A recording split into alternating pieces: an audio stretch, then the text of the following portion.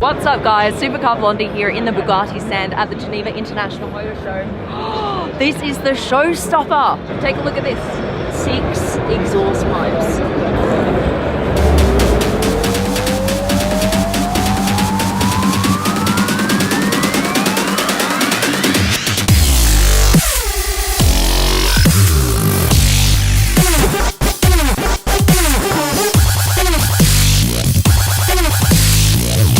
This is not a car that Bugatti has made and they're looking for a buyer. They have found the buyer. It is already sold for $19 million.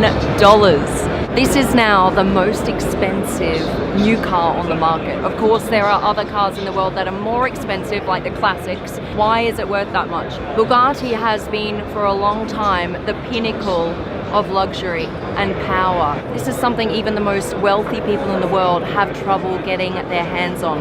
This is still super exclusive brand. You know, even with the Chiron, there are only a few hundred units made. With the Divo, there are only 40. And with this car, this is only one. They are pushing those limits. What is a hypercar going to be worth in future? It started at $11 million, but with tax and all of the, you know, import duties, etc., it has now gone up to $19 million. This is just a body at the moment, something that they've just mocked up in a few weeks. There's no door handle. That's because at the moment there is no interior.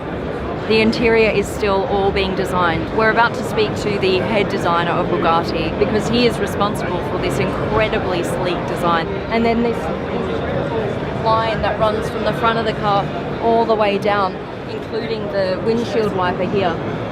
That's an ode to the original black vehicle. So what kind of design features they took from that original car and has been reborn here today. We are here with the lead designer of Bugatti, Achim. So nice to see you. Did I pronounce your name right? Nice to meet you. Did I get it okay? Yes. Your name? Okay, Yeah. Sweet. All right, let's get going. The actual car will be ready in 2021, correct? Correct. This is just a design mock-up that we built in a matter of 12 weeks actually. Wow. It's only 3 months ago we sat down with the client and told him this is what we want to do for Geneva.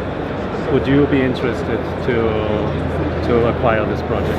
Now, how does something like this come about? Is this from Bugatti that they said, okay, we want to design a one-off model, and then you find a buyer for that? Or does that come from the buyer who requests something like this? It's the first. We think what we want to celebrate during 110 years Bugatti, and we finish the project virtual, and then we show it to a client and say, would you be interested to be with us in Geneva for this project?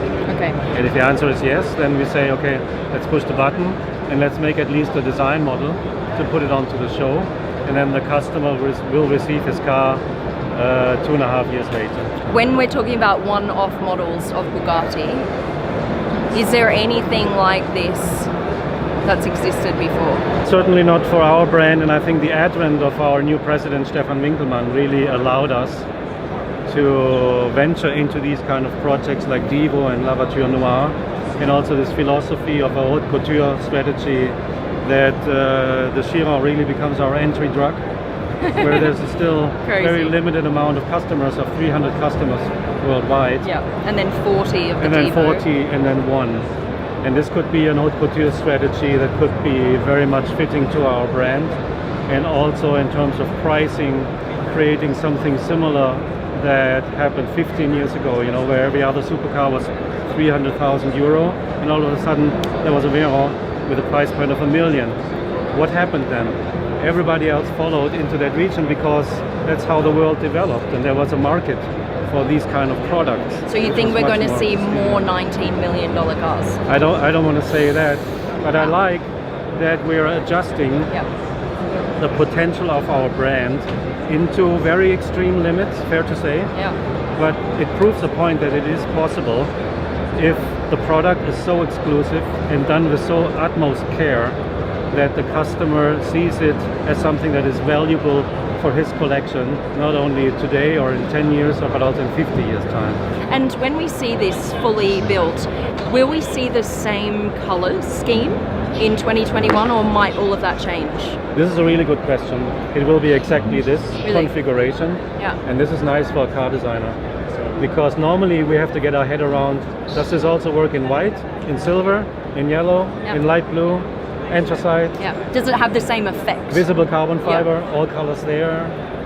Here we know what we're dealing with, and that's why I can concentrate as a designer on the foreground and the background reading, on the first read, second read, third read.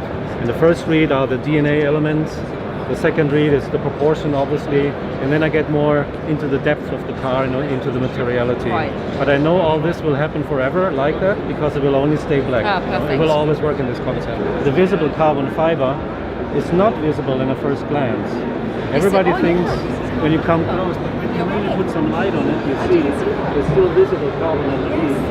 And everything else is tinted on top of it, which is not that easy. If you have tint in your clear coat, you're tinting a couple of times too many, and then it's almost black. It's all- you know it's what I gone. mean? Everything Yeah. has to be completely smooth and homogeneous. Yeah, so just to get that design aesthetic, they have to be super careful. It's about one layer too much or one layer too little. If you have not enough tinting, then you're going to see too much carbon fiber. If you have too much, you're not going to see it at all. Then it looks great. Yeah, and it's just that balance between seeing it and not seeing it from afar. A normal rim that we would see, we would really only see these spokes, these main spokes, here, here, here. Exactly. Now you've got all of these additional Yeah. bits coming out. So what do you mean by these are the most critical pieces in here and not these ones? Meaning these ones can be ultra light Right. and hollow from the back and hollowed out. Okay, But the strength load is carried somewhere else. right. And this leads to a different kind of aesthetic. And this technical development could be very much Bugatti. This, I mean, this we've never seen before. It's like No. a spider web in here. It's Yeah. incredible. My engineers really like me for that idea. But the idea comes from them. Yeah? But we have asked if we can please put it on a show car in order to get working on that subject and translate it into production. To see how it actually works Exactly. in real life. Yeah, okay, so we might be seeing these rims before 2021. I hope so. That's cool. Thank you very, very much for your time. I really Thank you. appreciate it. And I really appreciate this car. It's just beautiful, and the lucky owner, man. We got to trace him down, track him down, and see who, or her, we never know, him or her, and see who is actually behind this incredible car. But for now, the man of the hour. Thank you very much, Alan. Thank You've you. been a champion. Thank you. It's a stunning design because it's about proportions and it's about elegance and it's very puristic. And one of the elements which are important for a Bugatti, there should never be one line too many. And this is what we realize. So it's smooth, but also very recognizable. So there are three distinctive elements when you have a Bugatti. There is the horseshoe in the front. Yes. You have the Bugatti line on the side. The C here, yes. You have the center line. These Yes. are the three elements which make a Bugatti always immediately recognizable, even if there is no logo. You say there are only three real elements that a Bugatti needs. What about this? Is this not going to be a running theme as well into the future, this line? We never disclose the future Yeah. projects, but what I can tell you that our designers, they have so many ideas, and every time they're showing us something, it's every time stunning that Yeah. we fall in love. So I don't know what is coming next. It's going to be something exciting, I know. I just wanted to say thank you very much for making this happen for us today, to be able to see this incredible, incredible one-off. And of course, into the Devo as well, Mr. Stefan Winkelmann, big, big thank you to you. I appreciate it. welcome. Go just hit that thumbs up button and subscribe to my channel, because this is where you're going to get the craziest supercars and hypercars in the world. All right, love you guys. I'm out.